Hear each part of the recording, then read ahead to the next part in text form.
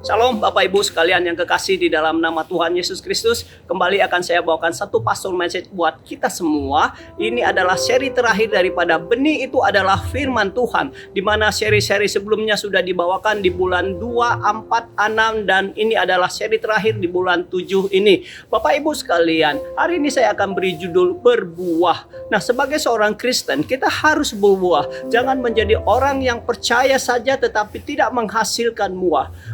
Murid itu harus menghasilkan buah. Oleh karena itu hari ini kita berbicara bagaimana supaya seorang Kristen itu bisa menghasilkan buah. Kita akan baca di dalam Lukas 8 ayat 15 berkata demikian. Yang jatuh di tanah yang baik itu ialah orang yang setelah mendengarkan firman itu menyimpannya dalam hati yang baik dan mengeluarkan buah dalam ketekunan. Bapak Ibu sekalian, ada beberapa faktor supaya kita itu bisa menghasilkan buah yang baik, yaitu ada benih yang baik, tanah yang baik, dan perawatan yang baik. Kalau 3 hal ini kita lakukan, maka kita bisa akan berbuah dengan baik. Yang pertama adalah benih. Benih itu adalah firman Tuhan. Kalau benih ini tertanam di dalam hati kita, maka dia akan mengeluarkan buah daripada kebenaran. Kalau kita tanam jagung, maka hasilnya akan menghasilkan buah jagung. Kalau kita menanam benih daripada jeruk, maka akhirnya kita akan menghasilkan buah jeruk. Kalau kita menanam benih firman Tuhan, maka kita akan mengeluarkan buah daripada kebenaran. Oleh karena itu, benih ini adalah satu faktor yang baik yang bisa menghasilkan buah di dalam kehidupan kita. Yang kedua yang perlu diperhatikan adalah tanah.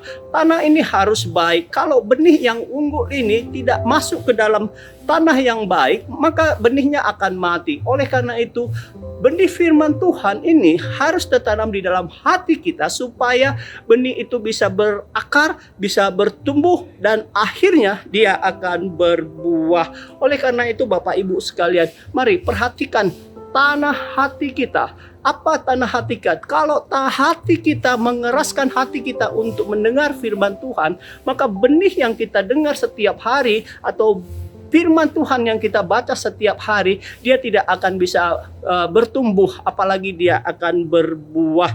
Oleh karena itu Bapak Ibu sekalian, mari perhatikan hati kita ini. Apakah ada kekecewaan, apakah ada kepahitan, apakah ada dendam, apakah ada iri hati, apakah ada ambisi-ambisi ke dalam dunia ini sehingga kita meninggalkan pelayanan kita. Nah, oleh karena itu mari periksa hati kita. Jangan hati kita dikeraskan untuk mendengarkan firman Tuhan. Jangan ada iri hati dalam hidup kita. Jangan ada kepahitan dalam hidup kita. Jangan ada dendam dalam hidup kita. Kalau semua itu ada di dalam hati kita, maka benih firman itu dia tidak akan bisa bertumbuh, bahkan tidak akan bisa berbuah. Di dalam Amsal 4 ayat 23 berkata demikian, jagalah hatimu dengan segala kewaspadaan, karena dari situ terpancar kehidupan. Nah, kalau kita tidak bisa menjaga hati kita, maka dia tidak akan bisa menghasilkan, tidak akan memancarkan satu kehidupan di dalam hidup kita ini. Oleh karena itu mari Bapak Ibu sekalian,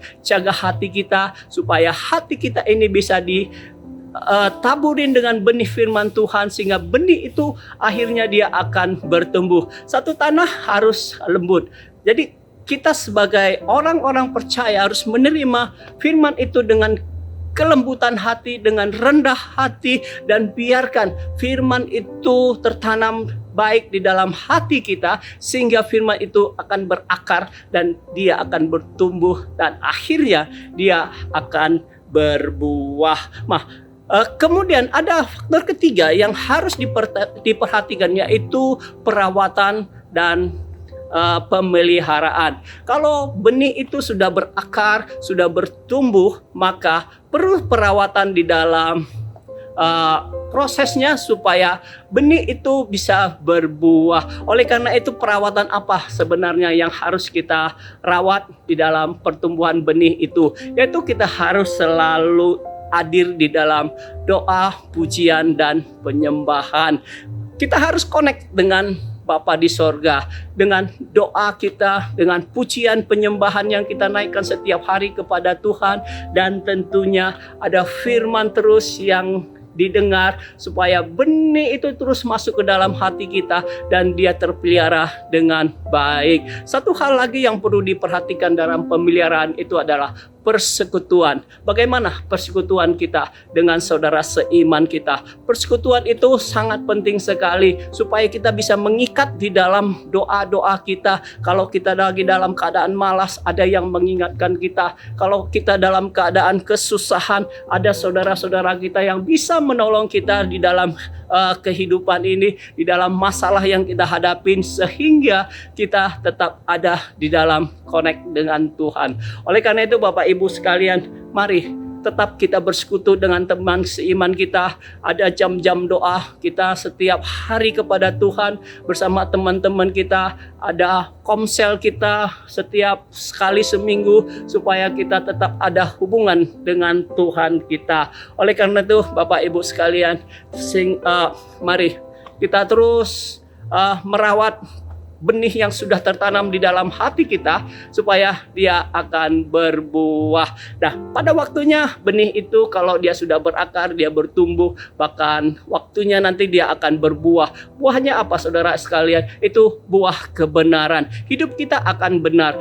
Apapun yang kita lakukan dalam kehidupan kita, kita pasti mengutamakan kebenaran. Kita tidak mau curang di dalam berbisnis, kita mau tetap hidup benar, kita tidak mau masuk ke dalam pencobaan sehingga kita tetap hidup di dalam kebenaran. Oleh karena itu Bapak Ibu sekalian, mari tetap jaga kekudusan kita supaya kita terus ada di dalam hadirat Tuhan. Nah, Bapak Ibu sekalian yang kekasih, mari supaya kita berbuah, perhatikan benih yang ada yang tertanam di dalam hati kita. Kemudian tanah hati kita harus bisa menerima firman Tuhan dengan lemah lembut, dengan kerendah hati. Hilangkan semua dendam, kepahitan, rasa iri, kecemburuan dan lain-lain, sehingga benih itu bisa bertumbuh. Dan di dalam pemeliharaannya, mari kita tetap bersekutu dengan teman-teman seiman kita, berdoa bersama, sehingga pada waktunya kita akan mengeluarkan buah, yaitu buah kebenaran. Di dalam Matius dikatakan kita akan berbuah 160, 30 kali lipat. Di dalam Markus dikatakan kita akan berbuah 30, 60, bahkan 100 kali lipat. Di dalam Lukas 8 ini dikatakan kita akan mengeluarkan buah ketekunan. Terima kasih, Tuhan Yesus memberkati. Salam semua. Amin.